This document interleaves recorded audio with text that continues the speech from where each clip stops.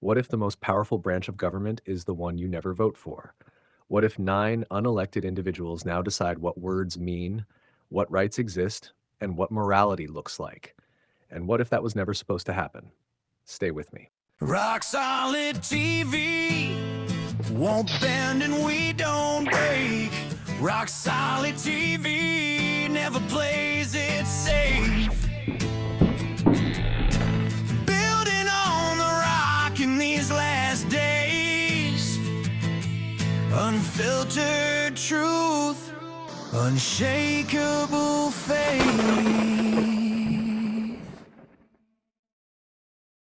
We were taught a comforting story: 3 branches, equal power, checks and balances. It sounds stable, it sounds fair, it sounds finished, but the truth is, it was never finished.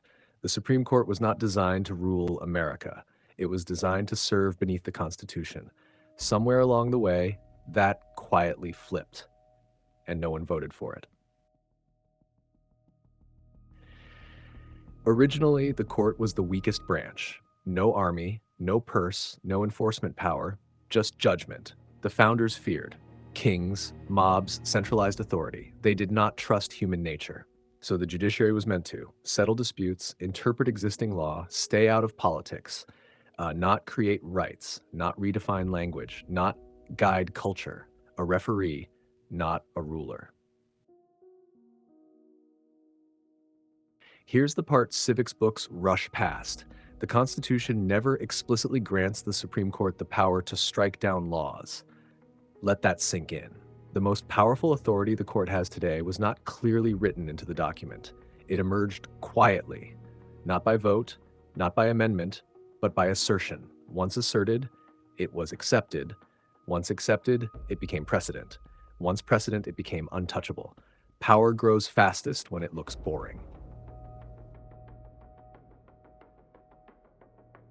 Judicial review sounds harmless. Who could be against the courts checking bad laws? But here's the danger. If courts decide what the Constitution means, they decide what the Constitution is. And if meaning is flexible, authority concentrates with interpreters. This is how priests ruled medieval Europe. This is how bureaucrats rule modern states. Control the interpretation, you control reality. Lifetime appointments were sold as protection. Judges won't fear politics. But there's another side. No accountability, no removal, no public consent. One justice can shape law for 40 years. Entire generations live under rulings written by people they never chose and can never remove. That's not balance. That's insulation. At some point, the court stopped interpreting law and started deciding outcomes. Language changed. Original intent became outdated.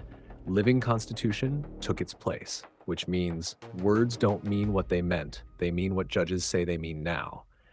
This isn't interpretation. It's creative authority, and creative authority without consent is indistinguishable from rule. The court is the perfect scapegoat. Politicians get to say, the court's decided, our hands are tied, blame the judges. This allows cowardice without consequence, power without responsibility. When lawmakers refuse to legislate and judges fill the vacuum, democracy becomes theater. Judges are not neutral.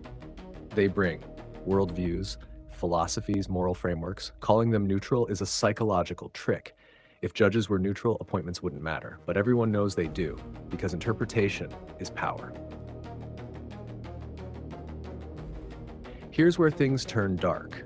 Once courts define marriage, life, rights, identity, they don't just interpret law, they define morality. And morality defined by unelected authority is not law, it's command. This is why cultures don't argue values anymore.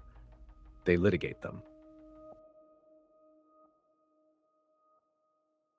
History shows the pattern clearly. When interpretation replaces consent, courts replace communities, elites replace citizens. Trust collapses. And when trust collapses, authority survives only by force or fear. This is not sustainable. It never has been. The founders warned, Power consolidates quietly, emergencies expand authority, temporary measures become permanent, people trade liberty for comfort. They feared rule by judges as much as rule by kings. They just didn't expect it to happen politely. A nation ruled by judges is not ruled by law, it is ruled by interpretation.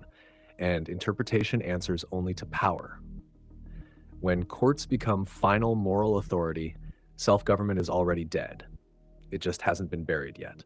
The Supreme Court was never meant to save America. It was meant to serve it. When unelected authority becomes unquestionable, freedom becomes conditional. History doesn't repeat because people are evil. It repeats because people forget. Uncensored history, unfiltered truth, unshakable faith.